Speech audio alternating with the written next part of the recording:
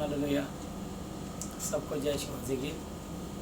हम धन्यवाद करते हैं आज के दिन के लिए, समय के लिए, संगति के लिए कि प्रभु यीशु मसीह ने एक बार फिर हमें मौका दिया कि हम उनकी महिमा, उनके महाति पवित्र शास्त्र वचन के द्वारा सच्चाई खराई से उनके बनाए हुए तमाम मनुष्यों तक उनकी वाणी को पहुंचा सकें। इससे पहले कि हम वचन का प्रचार करें, आइए हम लोग प्रार्थना में चलते हैं। हालेलुया। प्यारे प्रभु यीशु मसीह नाथ जी, आप पवित्र पवित्र पवित्र मैं आपके पवित्र नाम से आता हूँ। स्वर्ग आपका सिंहासन, पृथ्वी आपके पांव तले की चौकी है। आपका वादा मत्ती 18 की 20 तक, क्योंकि जहाँ 2 या 3 मेरे नाम पर इकट्ठे होते हैं वहाँ के बीच मौजूद होता हूँ।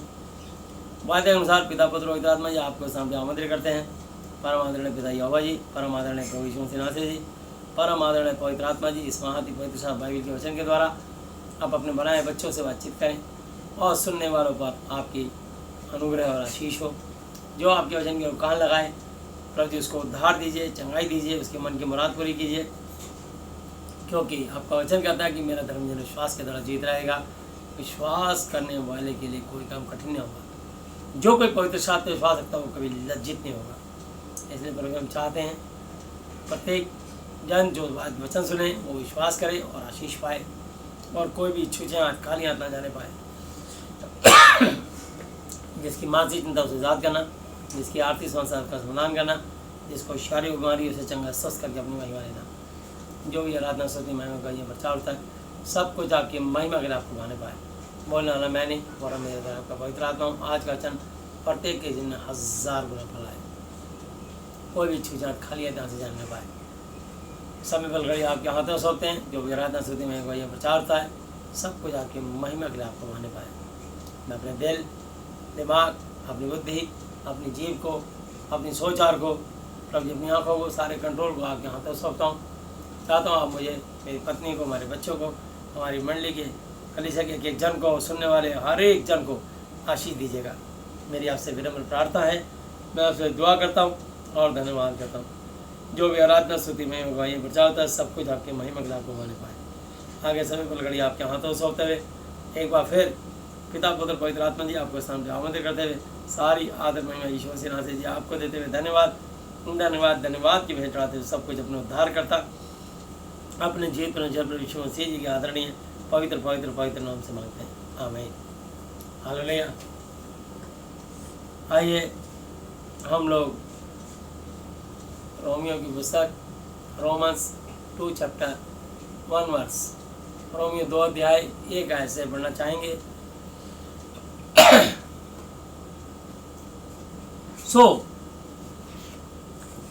हे दोष लगाने वाले, तू कोई क्यों ना हो, तू निरुत्तर है। हे मनुष्य, तेरे पास किसी बात का, जिस बात का उत्तर ना हो उसे निरुत्तर कहते हैं। मनुष्य के पास किसी बात का जवाब नहीं।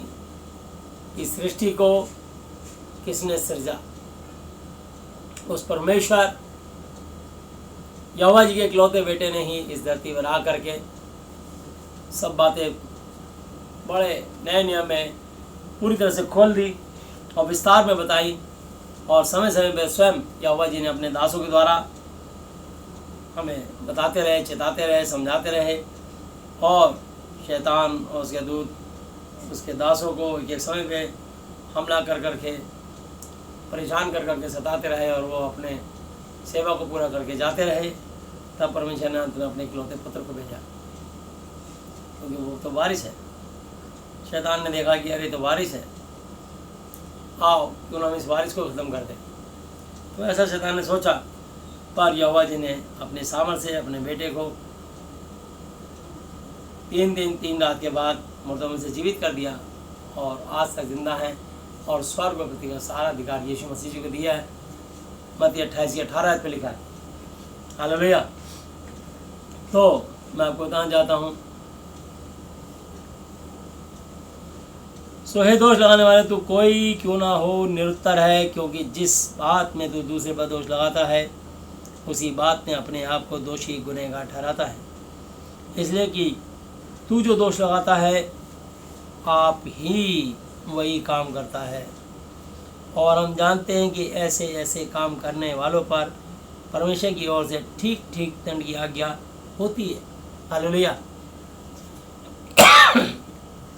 और हे मनुष्य, तू जो ऐसे ऐसे काम करने वालों पर दोष लगाता है और आप यही काम करता है, क्या ये समझता है कि तू परमेश्वर की दंड की आज्ञा से बच जाएगा? Question mark. कोई नहीं बच सकता, चाहे बिशप हो, पास्टर हो, इवेंजलिस्ट हो, एल्डर्स हो, विश्वासी भाई बहन हो, यहूदी हो या यूनानी हो, बच नहीं सकता परमेश्वर के न्याय के आगे। हालेलुया। परमेश्वर न्यायी है और सबको एक दृष्टि से बिना पक्षपात के देखते हैं और बिना पक्षपात के न्याय करते हैं। हालेलुया। क्या तू उसको कृपा और सहनशीलता और धीरज रूपी धन को तुच्छ जानता है? हालेलुया। क्या तू उसकी कृपा और सहनशीलता और धीरज रूपी धन को तुच्छ बेकार जानता है?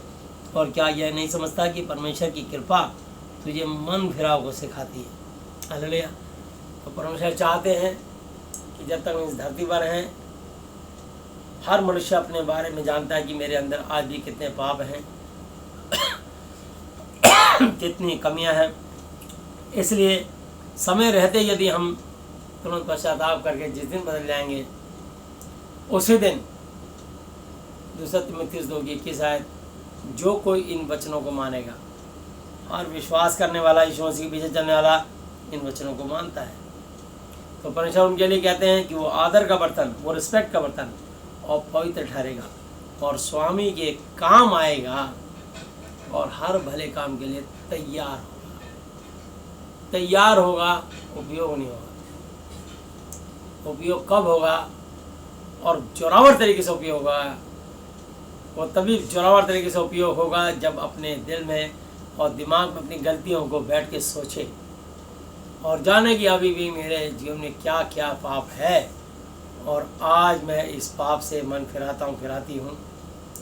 आज से अपनी ज़ुबान से कोई भी ऐसी कुटिल कठोर बात, ऐसी बात नहीं करूँगा, नहीं करूँगी जिससे परमेश्वर का आत्मा शोकित और दुखी होता हो और मेरा और आपका शरीर अशुद्ध होता हो।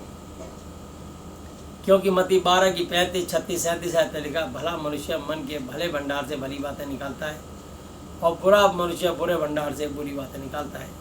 और जो न्याय के दिन और जो हम बातें कहेंगे, न्याय के दिन हर एक बात का लेखा देंगे, क्योंकि तू अपनी बातों के कारण निर्दोष और अपनी बातों के कारण दोषी ठहराया जाएगा। हालेलुया।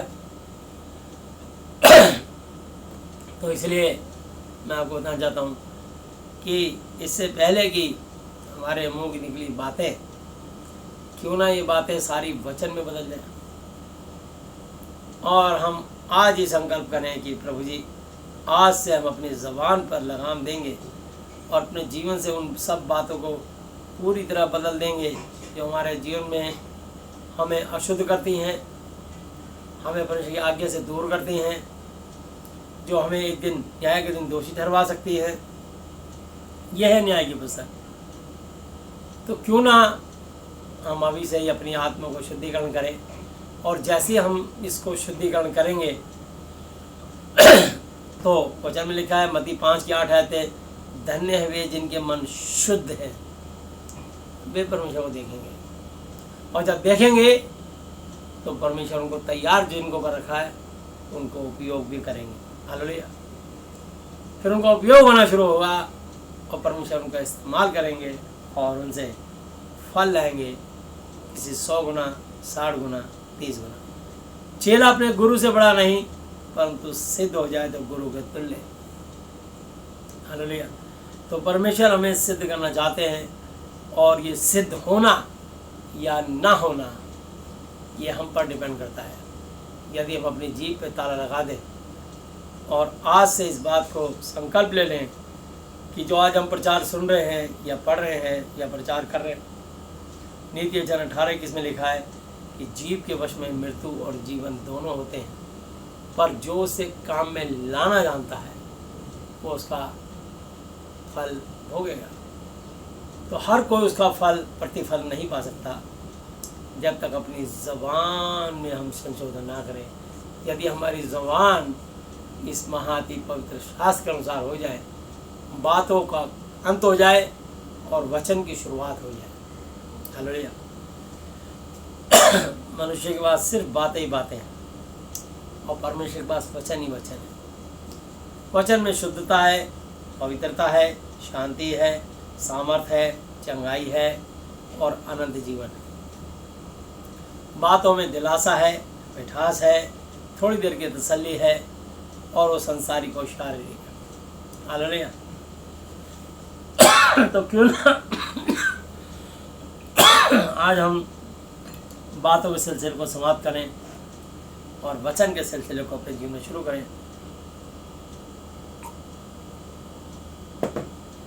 आइए एक नई शुरुआत करते हैं आज से।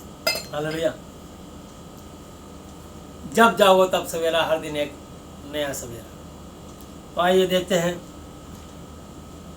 रोमियो 2:5 पर अपनी कठोरता और हठीले जिद्दी मन के अनुसार उसके क्रोध के दिन के लिए, जिसमें परमेश्वर का सच्चा न्याय प्रकट होगा, अपने निमित्त अपने अनुसार क्रोध कमा रहा है। तो सच्चे न्याय के दिन जब हम जाएंगे न्यायाधीश के सामने, यीशु मसीह के सामने, तो हम अपनी बातों के कारण हम क्रोध जमा कर रहे हैं और प्रभु की शिक्षा और वचन के कारण हम प्रभु की दया जमा कर सकते हैं। इसलिए क्यों ना आज से एक नई जिंदगी शुरू करें और अपने जीवन में अधिकतर अपने मुंह से वचन निकालें और एक नया बदलाव लाएं। ये सब मनुष्यों के लिए आज संदेश है। हालेलुया। आज परमेश्वर ने कुछ बातें की और 6 आयत पे बड़ी खास बात लिखी है। वह हरेक को उसके कामों के अनुसार बदला देगा। हरेक को व्यक्तिगत रूप से। इस दुनिया में जो मनुष्य हो, चाहे बिशप हो, पास्टर हो, इवेंजलिस्ट हो, एल्डर्स हो, विश्वासी हो, अविश्वासी हो, हरेक को उसके कर्मों के अनुसार जो भी जीवन में मनुष्य बोएगा, बोलेगा, बोलेगी, वही काटेगा, काटेगी। हालेलुया। तो आज की बात क्यों ना हम अपने बोल को सुधार के और अपनी ज़बान को वचन के अनुसार प्रभु की महिमा के लिए लगा दें। जो कल तक, एक पल पहले तक हमारे जीवन में जो भी हमने मिस्टेक करी है, आज एक नई शुरुआत करते हैं परमेश्वर के वचन के अनुसार और अपने जीवन को परमेश्वर के भय के आगे थपथपाते हुए कि परमेश्वर का सिंहासन स्वर्ग में है, उसकी आंखें मनुष्य की संतान को नित्य लगातार रेगुलर देखती रहती है और उसकी पल की उनको जांचती है। भजन संहिता 11:4 के अनुसार और भजन संहिता 139 के अनुसार वो हमारे विचारों को दूर से समझ लेता है। हमारी थिंकिंग, हमारे विचार, और सोच लीजिए कितनी ज़बरदस्त टेलीपैथी है कि हमारी आत्मा का उसे कितना माहीन तार जुड़ा हुआ है कि यदि आज हम अपने मन में इस बात का संकल्प करें कि आज अब इसी पल से प्रभु जी से मैं आपकी महिमा के लिए जीना चाहता हूँ, चाहती हूँ, और मेरे इस ज़ुबान से, मेरे इस मुँह से, मेरी आँखों से, मेरे दिमाग विचारों से, मेरे कानों से, मेरे शरीर के एक अंग से पवित्रता ही झलकेगी। जैसे हम ये संकल्प करेंगे, और पवित्रता कैसे झलक सकती है? यदि यदि यदि हम इस महाअति पवित्र शास्त्र वचन के अकॉर्डिंग अपने जीवन को ढाले तो। हालेलुया।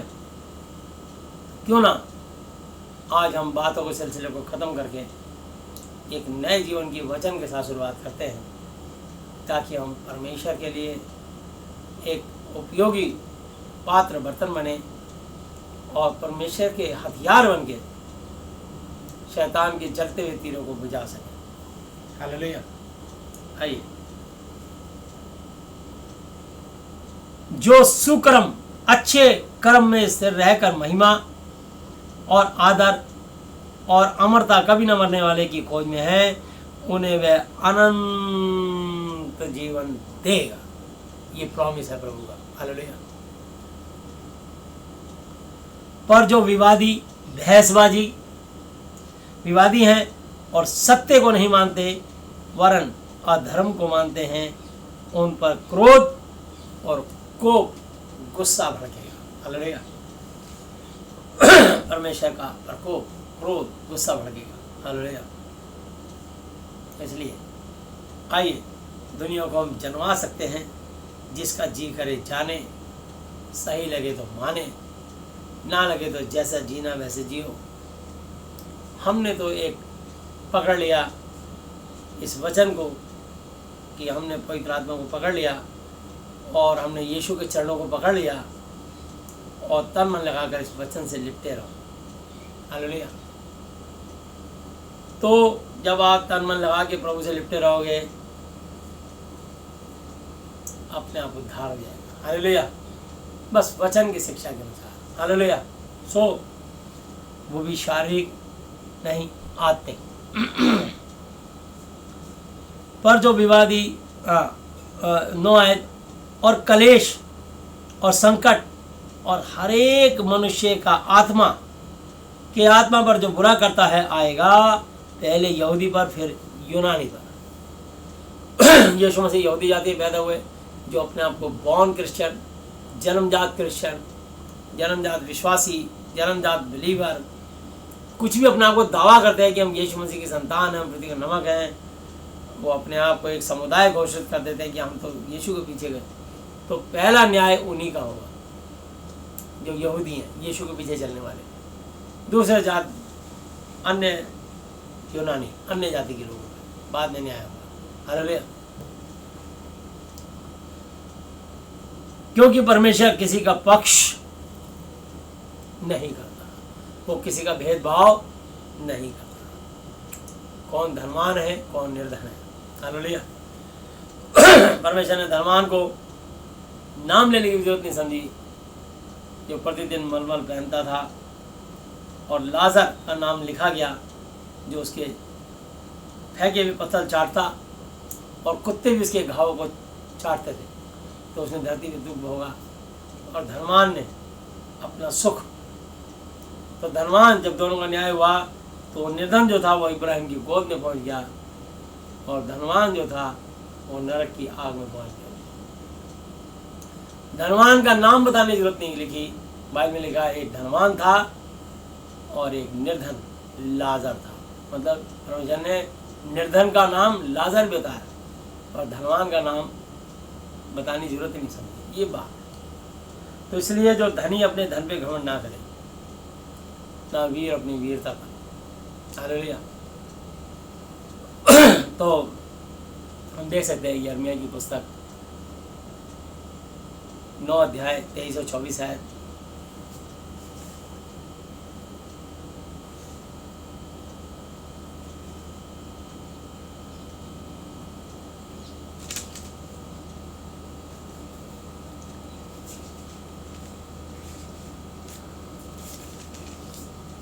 नौ की 23 और 24 आयत। यहोवा यूं कहता है, बुद्धिमान अपनी बुद्धि पर घमंड ना करे, ना वीर अपनी वीरता पर, ना धनी अपने धन पर घमंड करे, परंतु जो घमंड करे वह इसी बात पर घमंड करे कि वह मुझे जानता और समझता है कि मैं ही वह यहोवा हूँ, यीशु मसीह का पिता हूँ, जो पृथ्वी पर करुणा, दया और न्याय, इंसाफ और धार्मिकता के धर्म के काम करता है, क्योंकि मैं इन्हीं बातों से प्रसन्न रहता हूँ। हालेलुया। देखो यहोवा की वाणी है कि ऐसे दिन आने वाले हैं कि जिनका खतना हुआ हो उनको खतना रहितों के समान दंड दूंगा, अर्थात मिस्रियों, यहूदियों, अदोमियों, अमोनियों, मोआबियों को और उन रेगिस्तान के निवासियों के समान जो अपने गाल के बालों को मुड़ा डालते हैं, क्योंकि ये सब जातियाँ तो खतना रहित हैं, पर इस्राएल का सारा घराना भी मन में खतना रहित है। हालेलुया। तो इसलिए कोई भी अपनी इस बात पे घमंड नहीं करे, ना धनवान अपने धन पर, ना वीर अपनी वीरता पर, ना ज्ञानी अपने ज्ञान पर। जो घमंड करे वो इस बात पे घमंड करे कि वो मुझे जानता और समझता है। तो अगर हम इस महाति पवित्र शास्त्र और उनके इकलौते यहोवा जी के इकलौते बेटे यीशु मसीह जी को जान जाए और जानने के बाद उनको समझने लगें इस वचन के मार्फत, वचन के माध्यम से, हालेलुया, तो हम आशीषित होते चले जाएंगे। हमें दुनिया की बात, दुनिया में कुछ नहीं देगी सिवाय विवाद के, सिवाय डिस्कशन और क्रिटिसाइज करेगी, तर्क वितर्क करके दिमागी रूप से आपको असंतुलित करेगी, डिसबैलेंस करेगी। इससे बेहतर है कि लोगों से विवाद करने से अच्छा है अपना वो समय अपने प्रभु जी के साथ गुजारें और परमेश्वर की वाणी को अध्ययन करें और उसके अनुसार चलने का प्रयत्न करें। हालेलुया।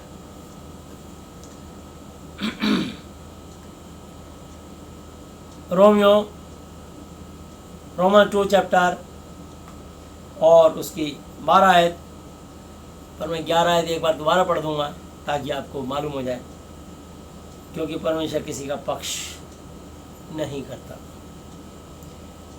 इसलिए कि जिन्होंने बिना व्यवस्था पाए पाप किया वो बिना व्यवस्था के नाश भी होंगे, और जिन्होंने व्यवस्था पाकर पाप किया उनका दंड व्यवस्था के अनुसार होगा, क्योंकि परमेश्वर के यहाँ व्यवस्था के सुनने वाले धर्मी नहीं पर व्यवस्था पर चलने वाले धर्मी ठहराए जाएंगे। हालेलुया। एक रीति रिवाज की व्यवस्था थी, एक विश्वास की व्यवस्था है। हालेलुया।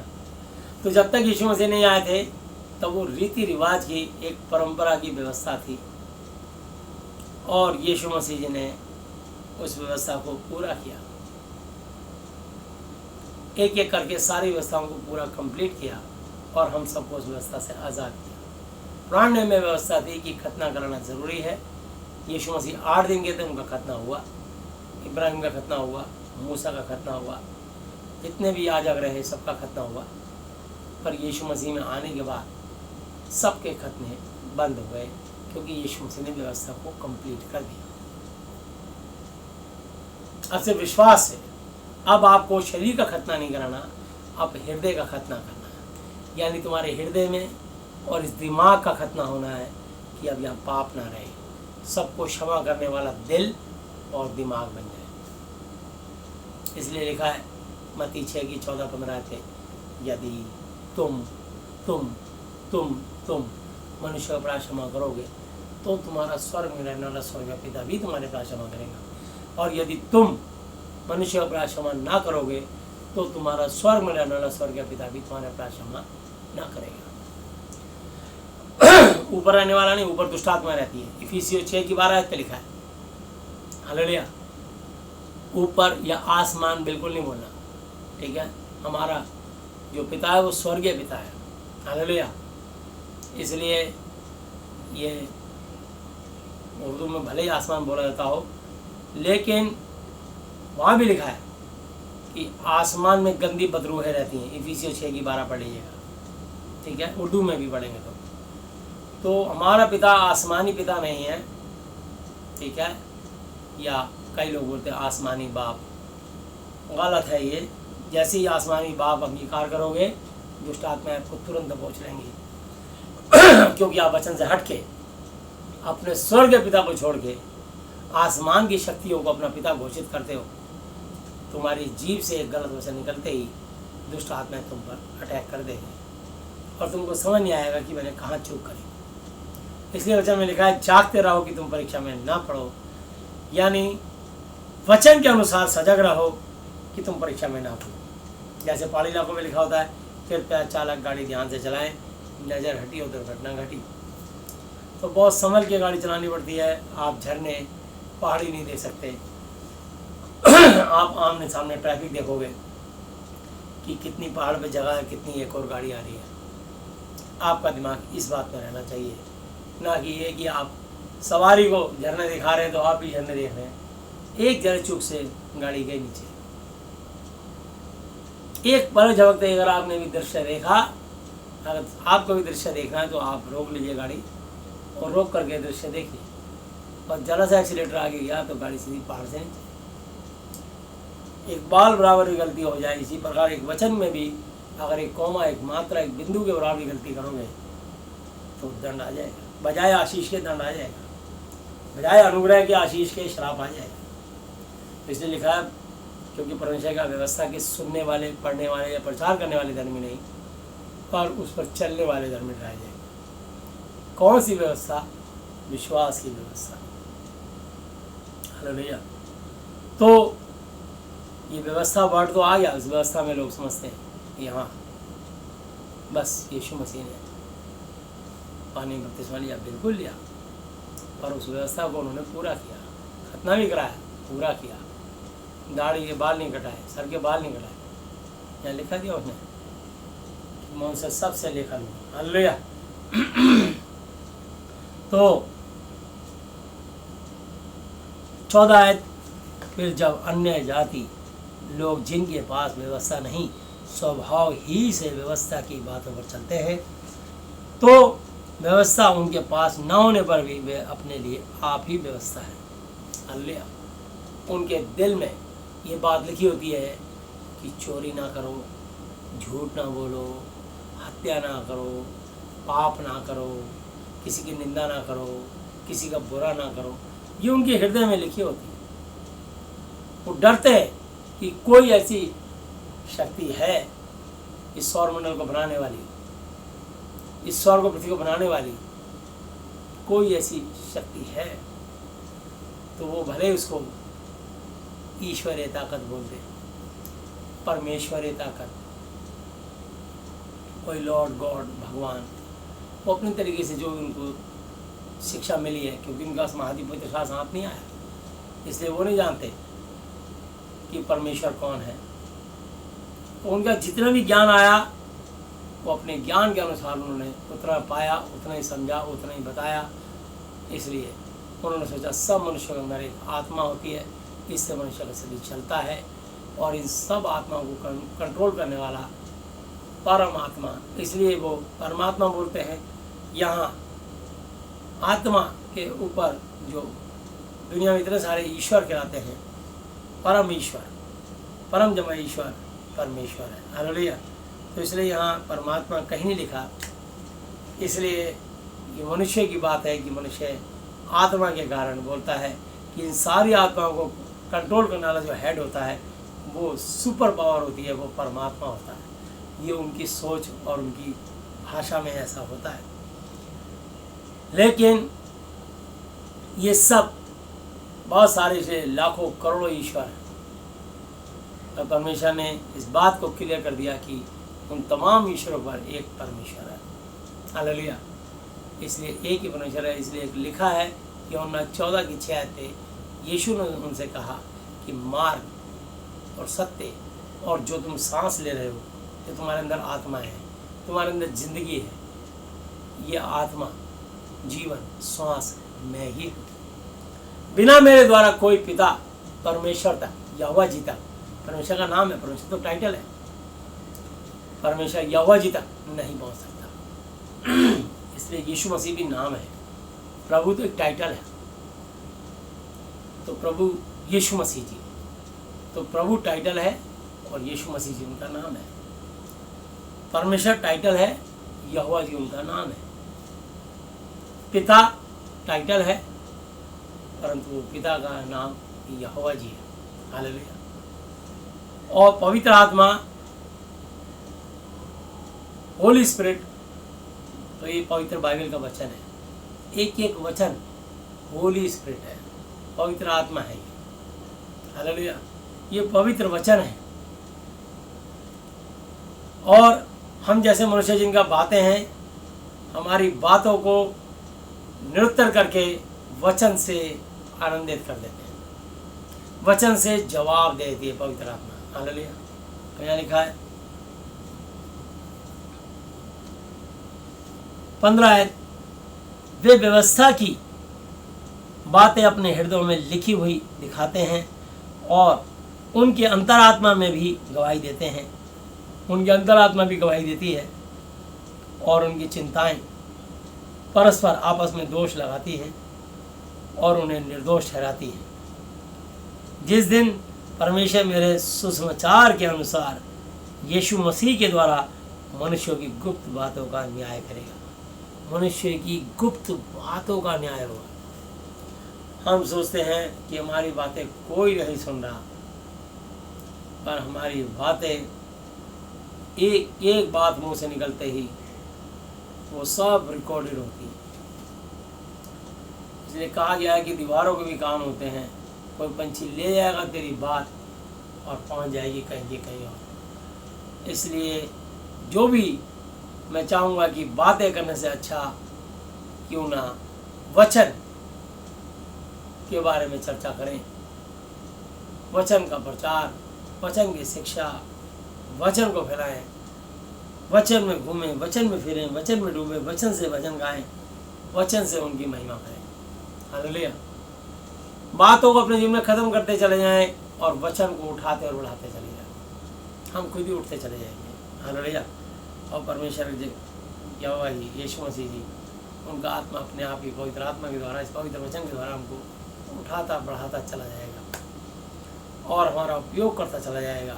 और हम ना केवल खुद आशीषित होंगे बल्कि जो हमारी सराउंडिंग में आ जाएगा इस वचन के चलने के कारण, उस पर भी वचन की अनुग्रह होने लग जाएगी। यीशु मसीह जी के अनुग्रह और दया होने लग जाएगी। जो भी कोई व्यक्ति, चाहे स्त्री हो चाहे पुरुष, जो इस वचन के अनुसार अपने जीवन को ढालेगा डालेगी, उसके ऊपर परमेश्वर का, यहोवा जी का, यीशु मसीह जी का ऐसा नूर उतर आएगा कि उसके मुंह का निकला वचन पूरा होगा। जो वो कह देगा, कह देगी, वो होगा, क्योंकि वो अपनी जो भी उसके मुंह से बोल निकलता है वो बातचीत के द्वारा नहीं, वचन के द्वारा निकलने लगा है। इसलिए वचन तो कट नहीं सकता। आकाश और पृथ्वी टल जाएंगे परंतु मेरा वचन कभी ना टलेगा। मत्ती 24:35 आते। हालेलुया।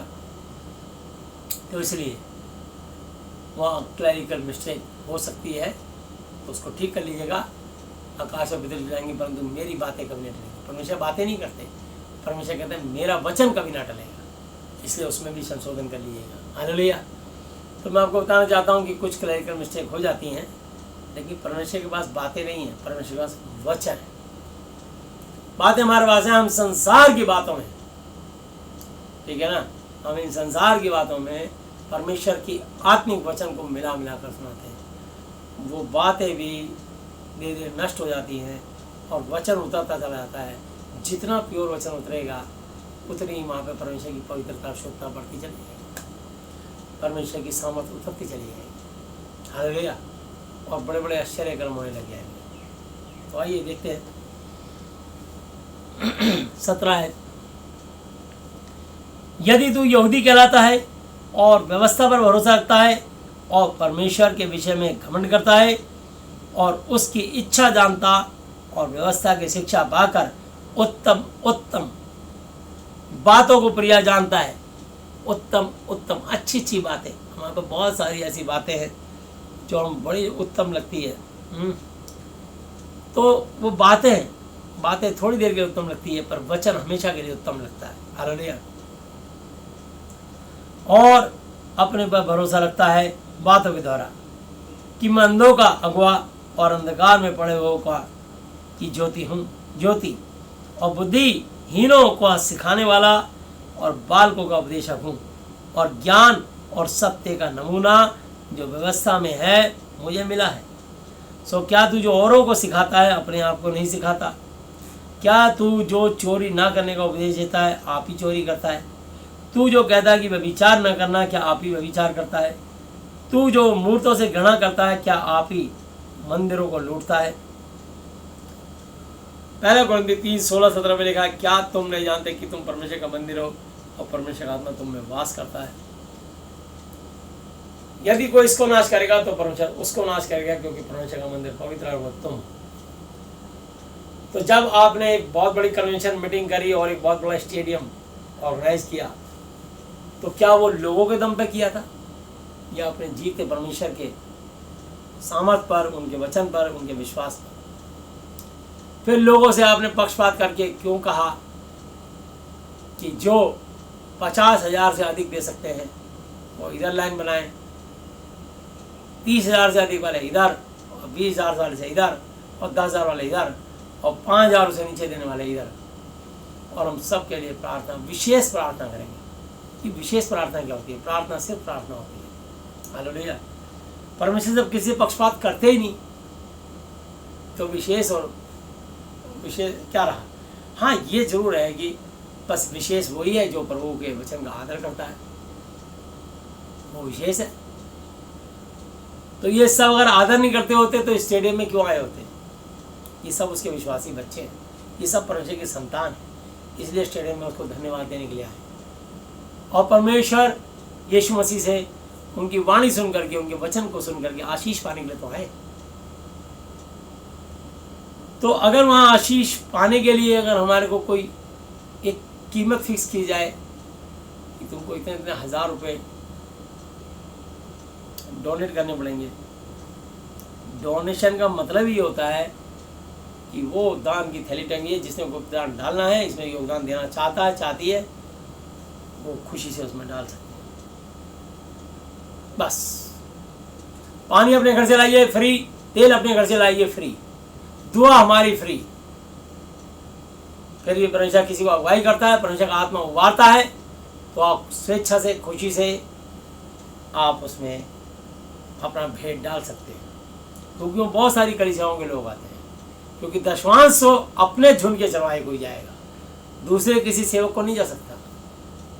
तो आप वहाँ पर भेंट डाल सकते हैं, वो भी खुशी से, कुड़कुड़ा के नहीं, दबाव जबरदस्ती से नहीं, प्रेशर में आके नहीं, क्योंकि परमेश्वर हर्ष से देने वालों से प्रेम करता है, कंडीशन के साथ नहीं। हालेलुया।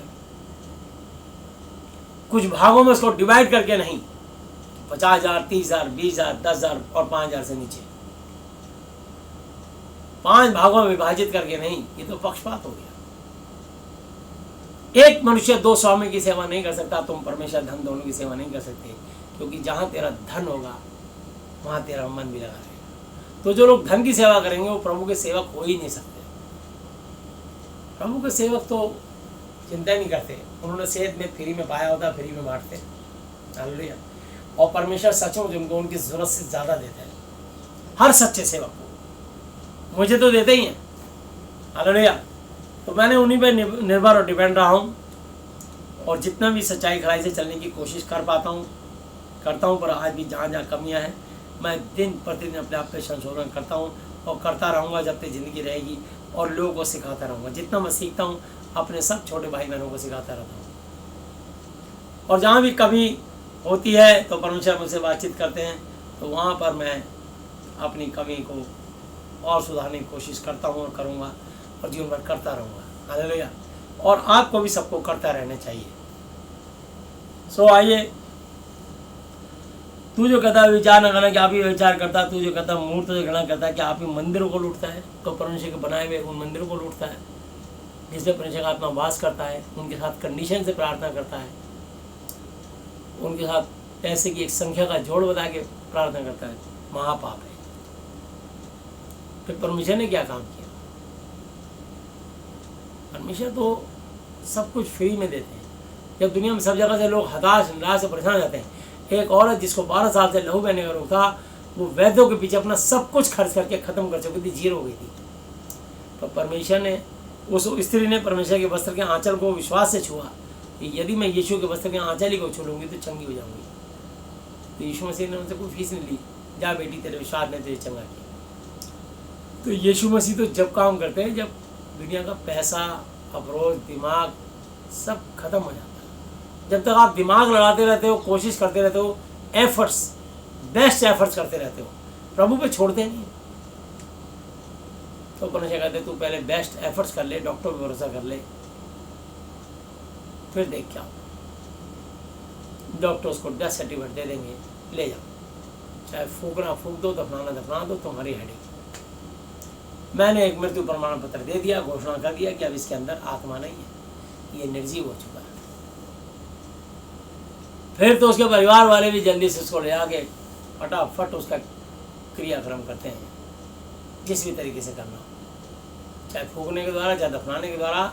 और ये सब दोनों काम करने के बाद आते ही स्नान करते हैं और हाथों को धोते हैं। भैया जल्दी से, कोई बैक्टीरिया इस मुर्दे को छूने से हमें ना लगे, जल्दी से धो लो। देखिए, अपने लोग भी अपने ही जन को जिसको इतना प्यार करते थे अपने माता पिता को, आंसू के साथ विदा करने के बाद जल्दी से हाथ पैर मुंह धोते हैं और साबुन से रगड़ के धोते हैं और उन कपड़ों को उतार देते हैं, कहीं कोई बैक्टीरिया जर्म्स इनके साथ ना आ गए हों। और वो आत्माएं होती हैं, वो गलत ठट कर्मों के कारण, गलत परमेश्वर की आज्ञा तोड़ने के कारण, कुछ गलत मंत्रों के जाप के कारण वो आत्माएं, वही बीमारी, वही दुष्ट आत्मा लौट कर उनके घर में फिर आती है और कुछ सालों के बाद प्रकट फिर हो जाती है। फिर लोग कहते हैं कि ये चीज़ तो पहले उसमें थी और अब इधर आ गई, क्योंकि वो जब वहाँ पर गए उस आत्मा की मुक्ति नहीं मिली और वो आत्मा वहाँ से निकल के जिसने उसको दाग दिया होता है, जो मंत्रों की वेदी पे बैठ के उसके क्रियाक्रम में शरीक होता है, वो आत्मा उसमें घुस के आ जाती है। या उनके घर में कोई नया बच्चा जन्म लेने वाला होता है, वो आती उसके साथ है, फिर जाके उसमें ट्रांसफर हो जाती है। मेरे साथ ऐसे बहुत सारे केस मैंने देखा है। मैंने एक एयरपोर्ट मैनेजर थे, उनके बच्चे की दुआ करने गया तो उनका एक बच्चा ख़त्म हुआ था और जब वो उसको शमशान घाट में फूंक के आए, वो घर आए तो उनकी वाइफ प्रेग्नेंट थी और वो घर आए तो वही आत्मा सेम उस बच्चे में, तो बच्चा पैदा हुआ तो वैसे ही हुआ। जब मैं उनसे मिला तो बच्चा 22 साल का था और झुंझुने से खेल रहा था और जमीन में घिसड़ घिसड़ के चल रहा था और ट्रक ट्रक करके अजीब से आवाज़ें निकाल रहा था। पालम में कहीं राजनगर में उनका कहीं घर था, मंगलापुरी में। तो मैं आपको बताना चाहता हूँ कि मैंने ऐसे केसों को देखा है। तो उन्होंने मुझे प्रलोभन दिया कि भाई साहब मेरा बच्चा ठीक हो, मैं तो आपको, मैं एयरपोर्ट मैनेजर हूँ, फ्री में पूरे इंडिया में जहाँ चाहोगे वहाँ की जहाज़ की सैर कराऊँगा। मैंने कहा आप मुझे प्रलोभन मत दीजिए जहाज़ की सैर का, उस समय मैं जहाज़ में मैंने कभी यात्रा नहीं की थी। अब तो मैं 7 बार प्रभु यीशु मसीह की जैसे कर चुका हूँ, 5 से 7 बार यात्रा हो चुकी मेरी। तो मैं वो नहीं कि यहाँ एक जहाज़ के लालच में मैं क्या करूँगा, काम तो परमेश्वर करेंगे, मैं थोड़ी करूँगा। उनको बताया ये बच्चा ठीक हो जाएगा। ऐसे ही एक बार और मैंने एक बच्ची देखी थी, उसका नाम मालती था और वो लड़की, उसका भाई जो था 5 साल का बच्चा था और 525 किलो वजन था और बच्चा स्कूटर पर बैठा था। उसका पिता स्कूटर पे उसको स्कूल से लेकर आ रहा था और स्कूटर पे बैठा रह गया, 525 किलो का बच्चा, और वहीं उसकी डेथ हो गई। तो वो स्कूटर उतरे तो वो इतना भारी बच्चा ऐसी कैसी उनकी कमर बैठ रहा। उन्होंने कहा बेटा उतर। हाँ उतरे कहाँ से हो? उन्होंने कहा ये क्यों नहीं हिल रहा? देखा तो वो बच्चा पानीपत से वो लोग आए थे। तो वो जब बच्ची मैंने देखी तो वो बच्ची करीब 1.5 साल की बच्ची थी। तो उन्होंने बिल्कुल बोले ये वैसी शक्ल लेके पैदा हुई है और हमने इसका नाम मालती रखा है। जो इसकी भाई भी इसका 525 किलो का था और ये 125 किलो की है, 1.5 साल की बच्ची, एम्स में यहाँ पे। और उसके यहाँ नसें काट रहे थे, उसकी नसें नहीं दिख रही थी, तो डॉक्टर ब्लेड मारते थे तब नसें ढूंढते थे और किस तरीके से उसकी नसों में फिर वो ग्लूकोज वगैरह लगाने के लिए उसकी नसें नज़र नहीं आती थी। इतना मतलब हेल्दी बच्ची थी। तो ये दुष्ट आत्माएँ होती हैं जो इंसान को बहुत फैटी, मोटा बना देती हैं और एकदम गुब्बारे की तरह, बैलून की तरह फुला देती हैं। ये आत्माओं का खेल है जो लोगों को समझ नहीं आता। और बहुत बार लोग कैंसर से पीड़ित होकर उनकी डेथ होती है, वो आत्माएं फिर आती हैं, वो घर में एक एक करके अटैक करती रहती हैं और ये जब तक अटैक करती रहती हैं जब तक कोई व्यक्ति इस महादि पवित्र शास्त्र बाइबल के वचन को और यीशु के नाम को ना थाम ले।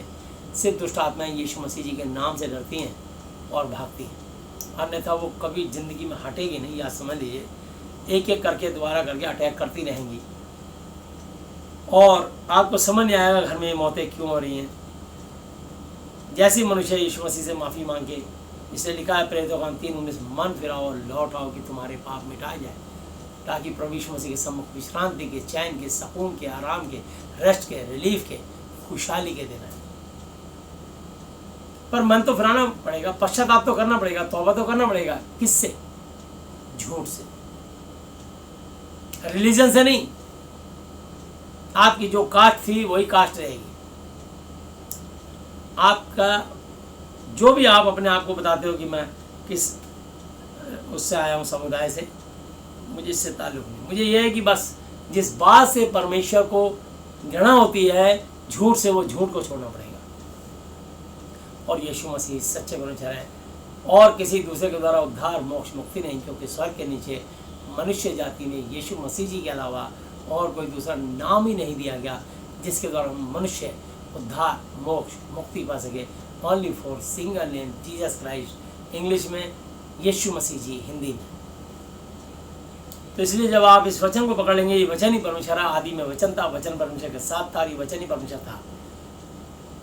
यानी करोड़ों अरबों साल पहले जब जेनेसिस उत्पत्ति के निर्माण किया था तो वचन से किया था, इसलिए लिखा था, है, और जब तक यीशु मसीह का बादलों पर आगमन नहीं होता दूसरा, तब तक ये वचन ही परमेश्वर रहेगा। इसलिए लिखा है इब्रानी 13:8, हिब्रूज 13:8, यीशु मसीह जी कल यहोवा के टाइम से और आज वर्तमान में और फ्यूचर तक एक सा रहेगा। परमेश्वर ना कोई बदला ना बदलता है। हालेलुया। उनका काम वही तरीका है, वही सिस्टम है, वही नियम है, वही आज्ञा है। पहले पिता के रूप में काम यहोवा जी के नाम से वो करते थे, अब उन्होंने अपना सारा काम का सिस्टम, कार्यभार अपने इकलौते पुत्र यीशु मसीह जी को सौंप दिया है। और जिनके पास पुत्र यीशु मसीह है उनके पास पिता यहोवा जी भी है, और जिनके पास पुत्र यीशु मसीह नहीं उनके पास पिता यहोवा जी भी नहीं है। हालेलुया। तो इसलिए पवित्र आत्मा ही आपको पुत्र के साथ जोड़ते हैं। इसलिए मैं और आप इस वचन से जुड़ते हैं, और जैसी मेरा और आपका कनेक्शन, कुंडा इस पवित्र आत्मा पवित्र शास्त्र बाइबल से जुड़ जाएगा, ये महादी पवित्र शास्त्र सीधा ऑटोमेटिकली यीशु मसीह से जुड़ा हुआ है, और यीशु मसीह ऑलरेडी यहोवा जी से जुड़े हुए हैं। तो इस प्रकार से कुंडे से कुंडा जुड़ेगा तो पूरी कड़ी बन जाएगी। तो मैं आपको बताना चाहता हूँ कि पिता पुत्र पवित्र आत्मा और हम सब मनुष्य हैं। इसलिए अगर आप विश्वास करेंगे तो कभी लज्जित नहीं होंगे। रोमियो 10:11 पे लिखा है कि जो कोई इस महाअति पवित्र शास्त्र बाइबल के वचन पर एतबार, भरोसा, यकीन करेगा, वह कभी लज्जित, अपमानित, बेइज्जत, शर्मिंदा नहीं होगा। सिर्फ विश्वास। रोमियो 1:17 पे लिखा, क्योंकि मेरा धर्मी जन विश्वास के द्वारा जीवित रहेगा, और विश्वास करने वाले के लिए कोई भी काम कठिन ना होगा। हालेलुया। तो मैं आपको बताना चाहता हूँ,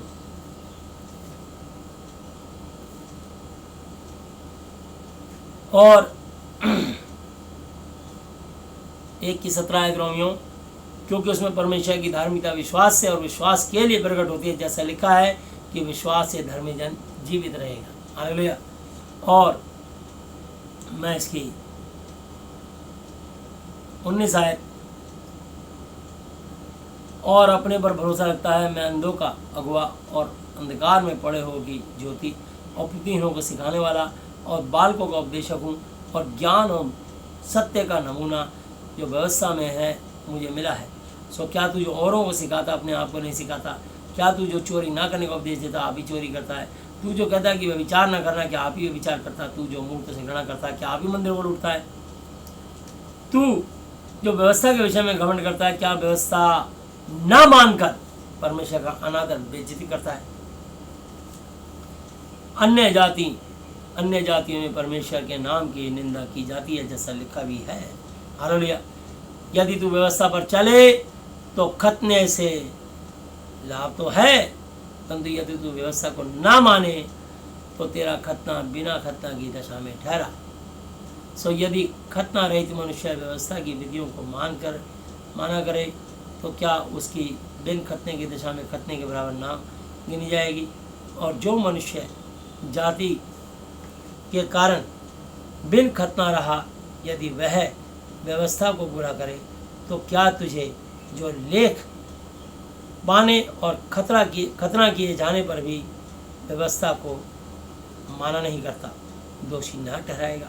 क्योंकि वह यहूदी नहीं जो प्रगट में यहूदी है, और ना वह खतना है जो प्रगट में है और देह में है, पर यहूदी वही है जो मन में है, और खतना वही है जो हृदय का और आत्मा में है, ना कि लेख का।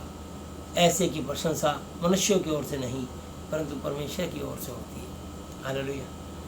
इसलिए अगर आप परमेश्वर से चाहते हो कि आपकी बड़ाई, तारीफ, प्रशंसा हो, तो उसके वचन को सुने और माने भी और आशीष भी पाएं। हालेलुया।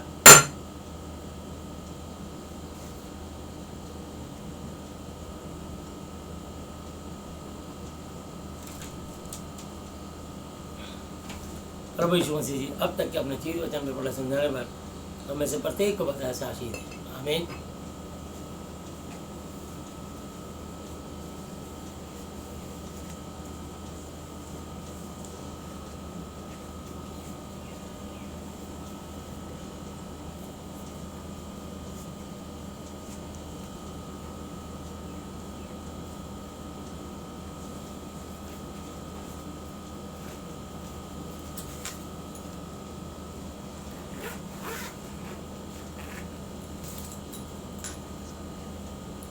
आइए हम लोग प्रार्थना में चलते हैं। हे हमारे पिता, आप जो स्वर्ग में हैं, आपका नाम पवित्र माना जाए, आपका राज्य आए, आपकी इच्छा जैसी स्वर्ग में पूरी होती है वैसे पृथ्वी पर भी हो। हमारे दिन भर की रोटी आज हमें दें, और जिस प्रकार हमने अपने अपराधियों को क्षमा किया है वैसे ही आप भी हमारे अपराधों को क्षमा करें, और हमें परीक्षा में ना लाएं परंतु बुराई से बचाएं, क्योंकि राज्य और पराक्रम और महिमा सदा ही आपके हैं, मेरे प्रभु यीशु मसीह जी के नाम से। आमीन। Hallelujah, hallelujah, hallelujah. प्रभु यीशु मसीह जी, आज मैंने जितना भी वचन सुना, ये सब वचन मेरे और मेरे परिवार के सदस्य के जीवन में 1000 गुना फला है। प्रभु यीशु मसीह जी, जैसे आपने मेरा उद्धार किया, मेरे परिवार के हर सदस्य का उद्धार कीजिए। यीशु मसीह जी, आज मैं इस धरती पर अपने पूरे हृदय से अपने सब अपराधियों को क्षमा करता हूँ, और आपसे प्रार्थना, विनती और निवेदन करता हूँ कि आप भी मेरे पापों को, श्रापों को, गुनाहों को, गलतियों को, जानी और अनजानी भूलों को क्षमा कीजिए। यीशु मसीह जी, आप मुझे और मेरे परिवार के सदस्य को मानसिक चिंताओं से, आर्थिक समस्याओं से, शारीरिक बीमारियों से और हर तरह की अशुद्ध आत्माओं से आज़ाद, चंगा और स्वस्थ कीजिए। यीशु मसीह जी, आज से आप ही मेरे पिता, गुरु और परमेश्वर हो। मैं आपका बेटा, चेला और विश्वासी हूँ।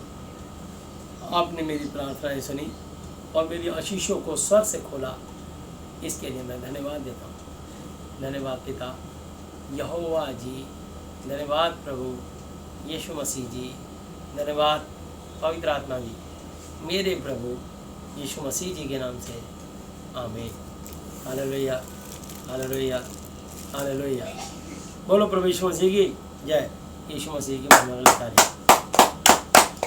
सबको जय यीशु मसीह की। आइए हम प्रार्थना में चलते हैं। प्यारे प्रभु यीशु मसीह नाथ जी, आप पवित्र पवित्र पवित्र प्रभु जी, मैं आपके पवित्र नाम से आता हूँ। धन्यवाद करता हूँ आज के दिन के लिए, समय के लिए, संगति के लिए। आज जितने भी वचन का बीज बोया गया प्रभु यीशु मसीह, सुनने वाले हर एक के जीवन में प्रभु यीशु मसीह 1000 गुना फलाए।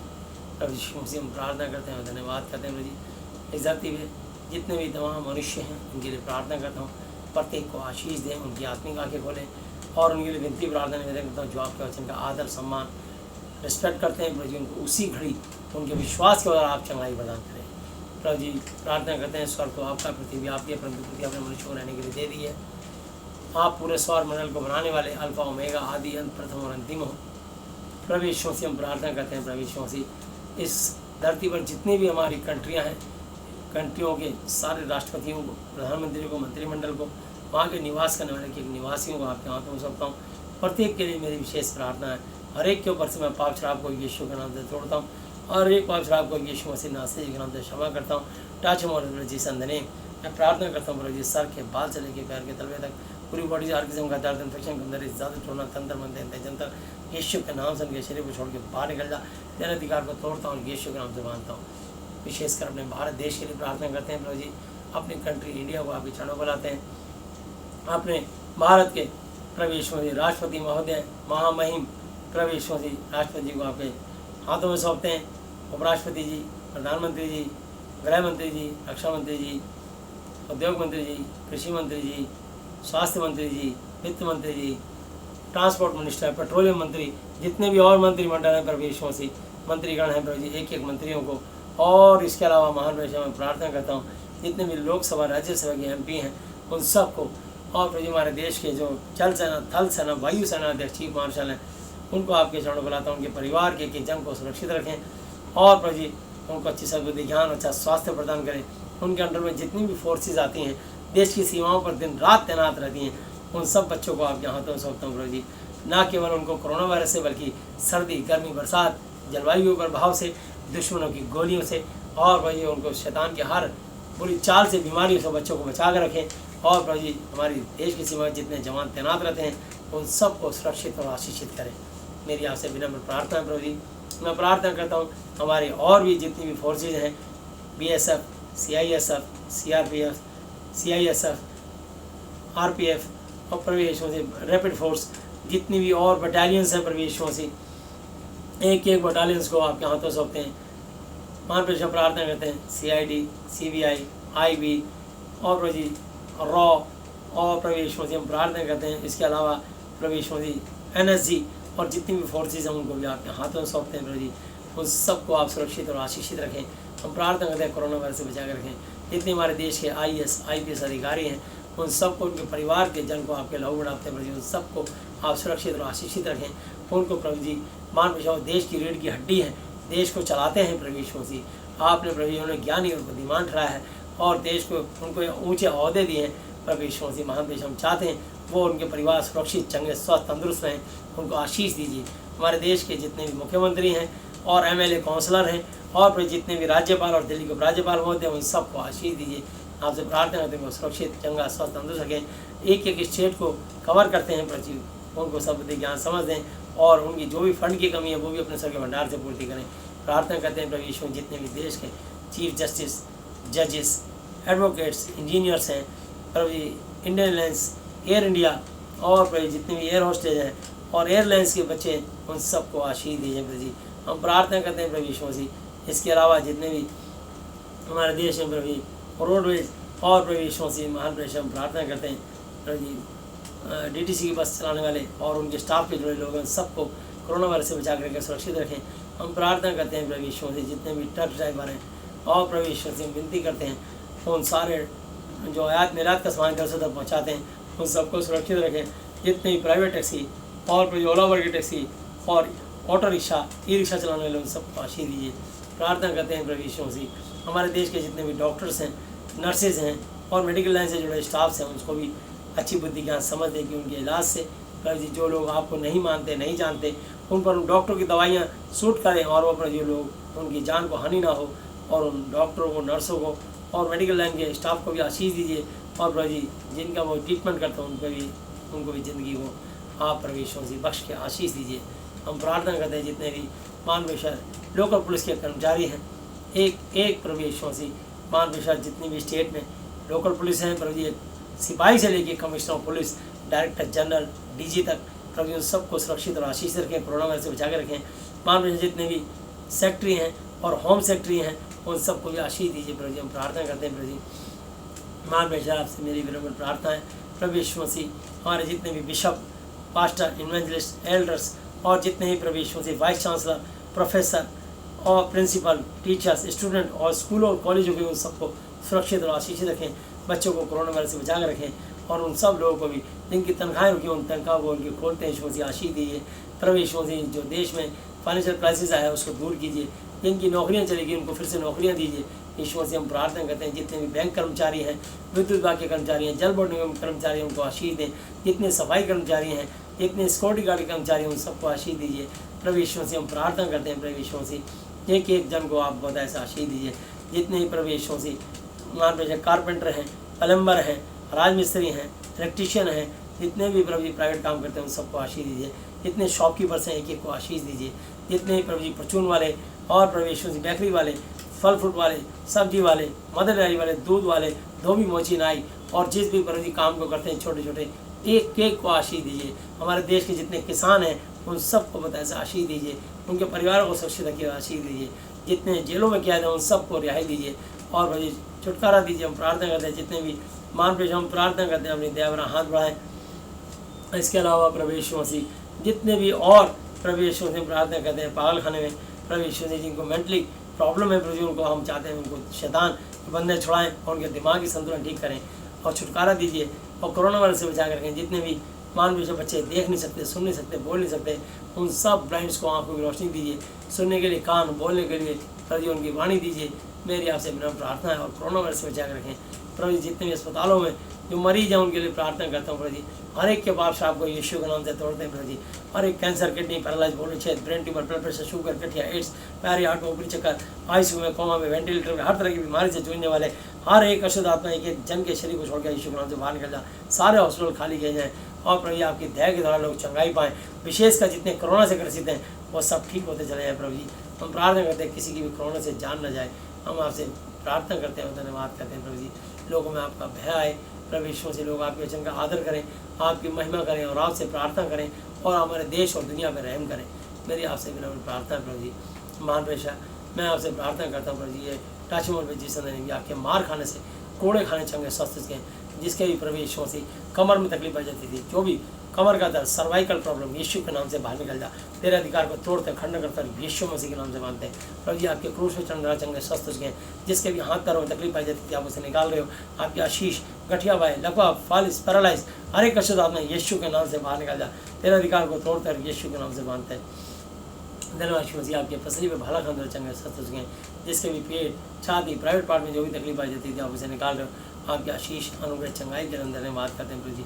थैंक यू लॉर्ड प्रभु यीशु मसीह। मान विषय में आपकी दया, आपकी करुणा, अनुग्रह के लिए धन्यवाद करता हूँ प्रभु यीशु मसीह। मान विषय आपकी आशीष के अंदर धन्यवाद करता हूँ। जिसको भी वॉल में छेद और प्रभु जी ब्लड प्रेशर लो हाई करने वाले शुद्ध आत्मा, लीवर किडनी इन्फेक्शन यीशु के नाम से, पथरी और यीशु के नाम से प्रभु जी बवासीर, सूखी बवासीर, खूनी बवासीर यीशु के नाम से, शुगर, ब्लड शुगर यीशु के नाम से प्रभु जी कैंसर, एड्स, लिकोरिया और प्रभु यीशु मसीह कोई भी ऐसे गर्भ को गिराने वाली अशुद्ध आत्मा यीशु के नाम से बाहर निकल जा।